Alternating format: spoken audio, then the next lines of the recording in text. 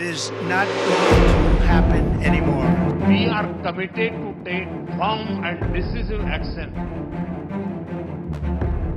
যুক্তরাষ্ট্র ও ভারতের সম্পর্ক দীর্ঘদিনের হলেও সম্প্রতি এই সম্পর্কের মধ্যে এক ধরনের শীতল যুদ্ধ শুরু হয়ে গেছে। আর এই উত্তেজনার কেন্দ্রবিন্দুতে রয়েছেন দুই দেশের দুই আলোচিত নেতা ডোনাল্ড ট্রাম্প ও নরেন্দ্র মোদী।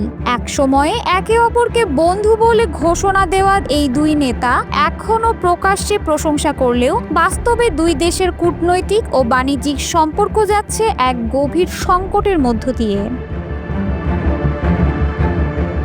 মোদির হোয়াইট হাউস সফর, ট্রাম্প মোদি যুগ্ম সমাবেশ সবই ঘটেছে এক সময়, কিন্তু মাত্র 6 মাসের ব্যবধানে সে সম্পর্কের রং ফিকে হয়ে পড়েছে। ক্ষমতায় ফিরেই রাশিয়া থেকে তেল কেনার কারণে ভারতের উপর 25% শুল্ক আরোপ করেন ট্রাম্প। পাশাপাশি নিয়মিতই নতুন শাস্তির হুমকি দিয়ে যাচ্ছেন ভারতকে। তার অভিযোগ, ভারত এই তেল কিনে রাশিয়ার ইউক্রেন যুদ্ধের অর্থায়নে সহায়তা করছে।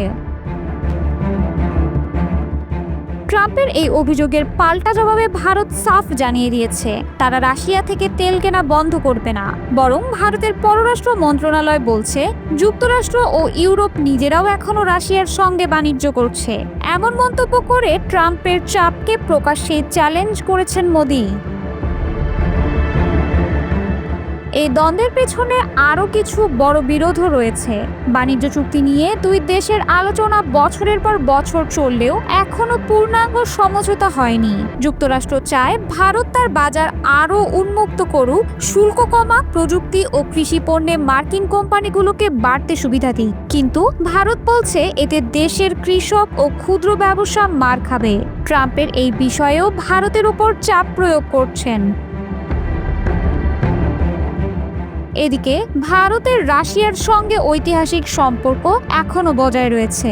রাশিয়া ভারতের অন্যতম অস্ত্র সরবরাহকারী। তাদের সঙ্গে পারমাণবিক বিদ্যুৎ ও মিসাইল প্রযুক্তিতে গভীর অংশীদারিত্বও রয়েছে। এমনকি ইউক্রেন যুদ্ধের পরও ভারত রাশিয়ার কাছ থেকে ডিসকাউন্টেড অপরিশোধিত তেল আমদানি বাড়িয়েছে। আর এটাই ট্রাম্পের সবচেয়ে বড় আপত্তির জায়গা।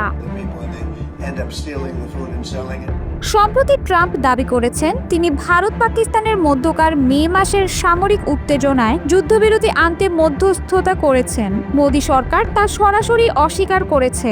নয়াদিল্লি বলছে এটি ছিল দ্বিপাক্ষিক সমাধান, কোনো তৃতীয় পক্ষের ভূমিকা ছিল না। তবে ট্রাম্প নিজের বক্তব্যে অনড়। তিনি অন্তত 30 বার বলেছেন যে তিনি যুদ্ধ থামিয়েছেন।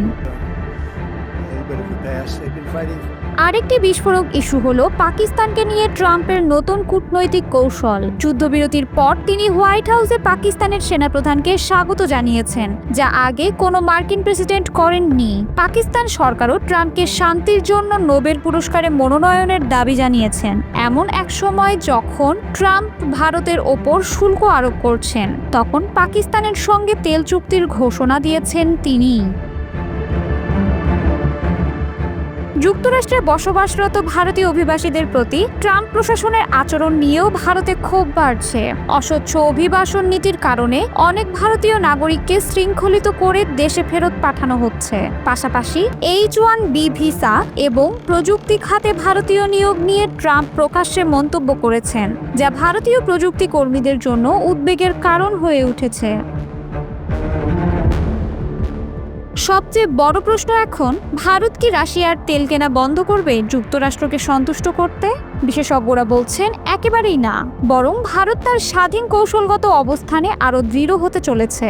একদিকে যুক্তরাষ্ট্রের সঙ্গে বন্ধুত্ব, অন্যদিকে রাশিয়ার সঙ্গে ঐতিহাসিক সম্পর্ক। এই দুইয়ের ভারসাম্য বজায় রেখে ভারত এগোতে চায়।